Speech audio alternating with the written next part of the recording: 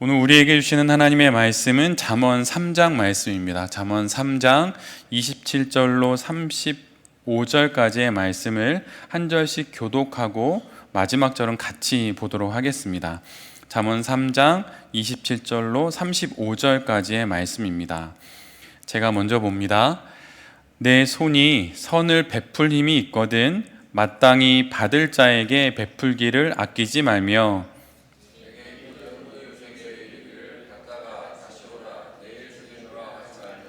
내 이웃이 내 곁에서 평안히 살거든 그를 해하려고 꾀하지 말며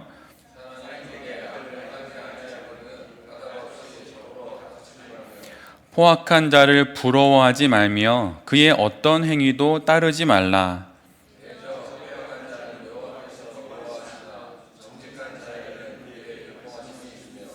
악인의 집에는 여호와의 저주가 있거니와 의인의 집에는 복이 있느니라.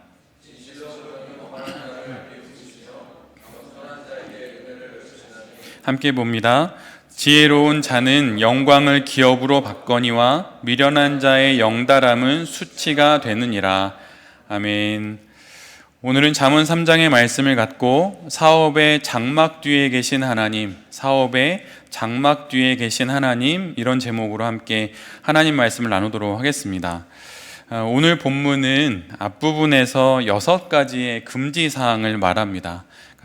이 모든 것 하지 말아라, 꾀하지 말아라, 다투지 말아라, 따르지 말아라, 아끼지 말아라, 이제 다 이런 말씀이지요. 그런데 늘 그렇듯이 모든 부정은 뒤집으면 긍정이 됩니다. 그래서 오늘 본문에 하지 말라는 그 금지를 뒤집으면 하라는 명령이 되는 것이지요. 그래서 오늘 본문도 뒤집어 읽으면 적극적인 행동을 우리에게 요구하고 있다는 것을 우리 모두가 알게 돼요. 하지 않는 것, 움츠러드는 것, 부정하는 것, 이것이 아니라 적극적으로 해야 하는 행위들을 하나님께서 우리에게 말씀하시고 있는 것입니다. 오늘 말씀은 우리에게 선을 베풀 힘이 있다면 아끼지 말고 필요로 하는 사람에게 선을 베풀라고 말합니다. 만약 우리에게 힘이 있고 능력이 있고 어떤 자격이 있고 조건이 있다면 선을 적극적으로 베풀라는 것이에요. 그리고 남을 도울 만한 소유물이 내게 있다면 도움을 요청한 사람을 적극적으로 도우라고 합니다. 도움이 필요한 자리가 있다면 그곳에 가서 그 도움의 자리를 내가 섬기는 것이죠. 우리가 가깝게는 오늘 우리 수요 점심 예배를 매번 섬겨주시는 대표님들처럼 이렇게 도움이 필요한 곳이 있으면 적극적으로 도와야 한다는 말씀이에요. 또한 만약에 평안한 삶을 살아가는 이웃이 있다면 그들을 샘내지 말고 그들을 그대로 바라보라고 이야기를 합니다. 그리고 딱히 피해를 입지 않았다면 늘 언제나 이웃과 적극적으로 화평해야 한다고 말하고 있어요. 그리고 난폭한 자들의 그 힘과 그들이 가지고 있는 그 형통함, 포악한 자들의 그 어떤 행동도 멀리하라고 적극적인 명령을 우리에게 주십니다. 그런데 이렇게 27절부터 31절까지를 순서 따라 읽어나가다 보면 여러분 어떤 마음이 혹시 드시나요? 마치 이런 마음이 들지는 않으십니까? 도와줄 것은 다 도와주고 달라고 하면 다 퍼주고 마치 바른 생활 어린이처럼 살라는 말씀 같아서 좀 불편한 마음이 들지는 않으십니까? 제멋대로 자기 하고 싶은 대로 다 살면서 형통하게 지내는 그 난폭한 이들이 결국 우리 앞에서 살아가고 있기 때문에 그들의 모습과는 달리 항상 착해야 하는 우리의 이 모습이 조금 억울하게 느껴지고 불편하게 느껴지는 마음이 들지요. 그래서 난폭하지만 형통하고 악을 행하지만 모든 것이 풍요로운 그런 사람들이 부러운 마음이 때론 들게 됩니다. 좀 엉뚱한 생각이긴 하지만 말이에요. 그런데 오늘 본문에서는, 오늘 잠언에서는 이런 생각도 하지 말라고 말씀하십니다. 그러니까 부러워하지도 말라는 거예요. 그런데 이런 도덕적이고 좀 착하고 좋은 말로만 오늘 본문이 끝난다면 도대체 신앙과 도덕이 또 믿음과 윤리가 무엇이 차이가 있고 다른가라고 하는 의문이 들기도 합니다. 그런데 바로 이 이야기 뒤에 하나님께서 등장하셔서 당신의 참뜻을 우리에게 말씀해 주시고 있어요. 인간적인 생각과 판단으로는 예수님을 믿는 것이, 예수님의 방식대로 사업하고 사는 것이 미련해 보이고 손해 보는 것 같고 때로는 유약해 보이기도 합니다. 그런데 만약 이 모든 것 가운데 하나님이 계시지 않다면 이렇게 생각하는 것이 당연한 판단이고 마땅한 결정일 수 있어요. 그러나 하나님이 계십니다. 하나님이 이 모든 일들을 보고 계십니다. 하나님께서 포악한 자, 난폭한 자, 패역한 자, 악인들, 그리고 그들의 집안까지 속속들이 보고 계십니다. 그래서 오늘 본문 32절부터 마지막 35절까지 그 하나님이 등장하시는 거예요. 착하게 살고 선하게 살고 악인의 형통을 부러워하지 마라. 만약 거기까지만 끝나면 그 모든 것이 되게 허무할 수 있는데, 근데 그 이면에 하나님이 계시다, 모든 것을 보고 계신 하나님이 계시다라고 하는 것을 우리 모두로 보게 하는 것입니다. 사람들의 시선으로만 보면 의인은 유약한 사람처럼 보이고 악인은 혈기왕성한 사람처럼 보입니다. 그러나 하나님의 눈으로 보면 이 상황은 오히려 정반대입니다. 하나님께서는 하나님을 모르는 혈기왕성한 사람들을 미워하십니다. 오늘 본문이 정확하게 그렇게 말하고 있어요. 그리고 그들과 그들의 사업과 그들의 집안을 저주하십니다. 거만한 자들, 조롱이 몸에 배어있는 자들을 하나님께서 비웃으십니다. 성도들은 이 하나님을 압니다. 이 하나님을 봅니다. 이것이 바로 도덕과 신앙의 차이점이고 윤리와 믿음의 차이점이에요. 이 시대는 거만한 사람들이 우두머리 행세를 합니다. 상대를 조롱하고 혐오하고 겁박하고 눈썹을 치켜뜨고 사람을 위아래로 훑어보면서 콧대 높은 시선으로 사람들을 내려다보는 이들이 곳곳에 있지요. 그런데 그들에게 권력이 있고 돈도 있고 힘이 있으니 모두들 그들을 무시하지도 또한 함부로 하지도 못합니다. 그리고 그들의 점점 커지는 영향력을 보면서 이제는 그들을 부러워하기까지 하지요. 그러나 우리가 반드시 기억해야 할 것이 있습니다. 오히려 하나님께서는 그들 모두를 비웃고 계시다는 것을 말입니다. 여러분이 만약에 세상의 권력자들, 재벌들, 위세를 떨치는 많은 위정자들을 보면서 그들 앞에서 위축이 된다면 그들을 바라보시면서 비웃고 계신 하나님을 지금 보지 못하는 것이에요. 하나님을 보면 그들의 그 모습이 얼마나 하찮고 얼마나 비웃음거리에 지나지 않은 것인지 금방 알게 됩니다. 70, 80 건강하게 살지도 못하면서 하나님 없이 악인으로 살아가는 그들의 모습은 너무나도 우스운 것입니다. 우리가 잠깐 부러워했던 그들의 성취는 그들에게 수치가 될 것입니다.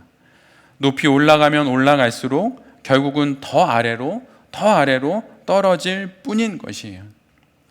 그러나 하나님을 알아서 정직하게 살아가는 사람들은 하나님의 은총 아래 있다고 말합니다. 의인의 집에는 하나님의 축복이 있습니다. 하나님 앞에 겸비한 자에게는 하나님의 은혜가 있습니다. 그리고 마침내 하나님을 경외하고 그분을 사랑하는 지혜를 가진 사람들은 하나님의 영광을 기업으로 받게 된다고 오늘 본문은 우리에게 정확히 증언하고 있어요. 사업을 하면 돈 많은 사람, 투자자들, 무엇인가 힘이 세고 내게 기회를 줄 수 있는 사람들 앞에 주눅이 듭니다. 그러다 보면 내가 너무 고지식하게 융통성 없이 사업을 경영하고 있는 것은 아닌가라는 생각이 들 때가 있을 수 있지요. 그러나 그럴 때마다 우리 모두는 결코 위축되어서는 안 됩니다. 하나님은 아나무인으로 살아가는 그 사람들을 내려다보고 계시고 그들의 행위와 그들의 사업의 모든 일들을 하나님이 반드시 심판하시기 때문이에요. 그래서 우리 모두는 그 이면 가운데 계신 하나님, 우리의 사업의 장막 뒤에 계신 그 하나님을 우리 모두가 보아야 하는 것이에요.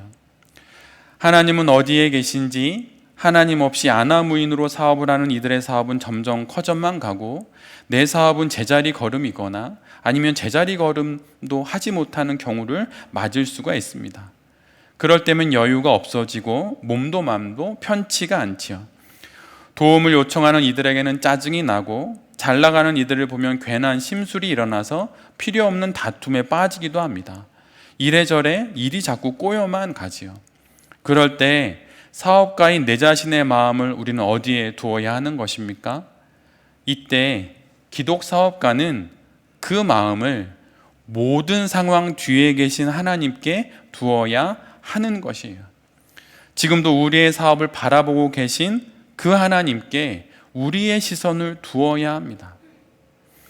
사업을 한다는 것은 매우 어려운 일인 것 같아요. 옆에서 보면 볼수록 정말 옷에 먼지가 묻지는 않을까, 흙탕물이 튀지 않을까 염려하며 요리조리 피하고 이리저리 비켜서 그렇게 사업을 할 수 없다는 것을 정말 많이 보게 됩니다. 상황과 사태에 적극적으로 뛰어들어서 정말 몸부림치듯 하게 되는 것이 사업이라는 것을 많이 보게 돼요. 그러다 보면 마치 세찬 바람에 좌우로 흔들리는 대나무처럼, 앞뒤로 흔들리는 대나무처럼 그렇게 중심을 잃은 듯 보이는 경우들을 겪게 됩니다. 그런데 대나무가 그 세찬 바람에 이리저리 흔들리는 것은 대나무가 뿌리가 없기 때문이 아니라 오히려 중심을 잡고 뿌리를 깊게 내렸기 때문에 흔들리는 것이에요. 신앙은 사업에 이런 유연함을 줍니다. 신앙은 사업에 또한 흔들리지만 언젠간 제자리의 중심을 찾은 그런 올곧음을 주게 되는 것이에요. 우리가 어떻게 수많은 일들과 사연 속에서 겪게 되는 그 사업의 많은 일들 가운데 어떻게 유연할 수 있고 어떻게 올곧은 기준을 잘 지켜낼 수 있을까요? 그것은 내 사업의 장막 뒤에 계신 하나님을 볼 수 있는 신앙을 가질 때 이 모든 일들이 일어나는 것입니다. 아무리 세상이 뛰고 날고 점프를 해도 세상은 하나님 앞에 있습니다. 그러니 내가 겪고 있는 사업에서의 여러 상황들에 대해서 염려하지 마십시오. 걱정이 되고 불안하면 여러분 기도하십시오. 기독 사업가의 사업의 제일 원칙이 무엇일까요? 그것은 내 사업의 장막 뒤에 계신 하나님을 보는 것입니다. 내 사업, 내 인생의 이면에 계신 그 하나님을 바라볼 때 내 사업의 표면에 벌어지는 수많은 일들에 우리가 흔들리지 않는 것입니다. 그러기 위해 우리가 이렇게 매주 수요일 점심에 여기에 모이는 것이지요. 이 시간이 내 사업의 장막 뒤에서 내 사업을 보고 계신 그 하나님을 다시 만나는 시간입니다. 내 사업의 장막 뒤에서 내 사업을 바라보시는 그 하나님을 다시 기억하면서 새롭게 우리에게 주신 이 사업을 거룩한 소명으로 받고 잘 경영해 나가는 우리 모두가 되기를 간절히 빕니다. 특별히 오늘은 사순절이 시작되는 제의 수요일입니다. 오늘부터 사순절의 시간을 지나 고난주간을 지나 부활절에 이르게 되지요. 그 첫날을 이렇게 함께 예배로 시작할 수 있어서 얼마나 감사한지 모르겠습니다. 우리가 고난주간을 지나고 사순절을 지나고 수많은 믿음의 절기를 지날 때 우리가 결국에 도달하는 것은 무엇인가요? 그 모든 일들 뒤에 하나님이 계시다는 거예요. 여러분이 하고 계신 사업, 여러분이 살고 있는 이 인생, 여러분이 겪고 있는 많은 문제와 일들의 그 이면에 하나님이 계십니다. 그 하나님을 영혼의 눈으로 잘 바라보심으로 나의 삶 가운데 펼쳐지는 수면 위에서 벌어나는 모든 일들에 여러분 제대로 판단할 수 있고 또한 선택할 수 있고 결정을 내릴 수 있을 것입니다. 이 땅에 오셔서 하나님의 영혼 구원 사업을 이루어 가신 예수님을 차분히 묵상하면서 하나님과 함께 다시 힘내어서 우리에게 주신 사업을 잘 경영해 나가시는 여기 계신 모든 대표님들과 또 이 말씀을 전하는 제 자신이 될 수 있기를 간절히 기도드립니다. 아멘.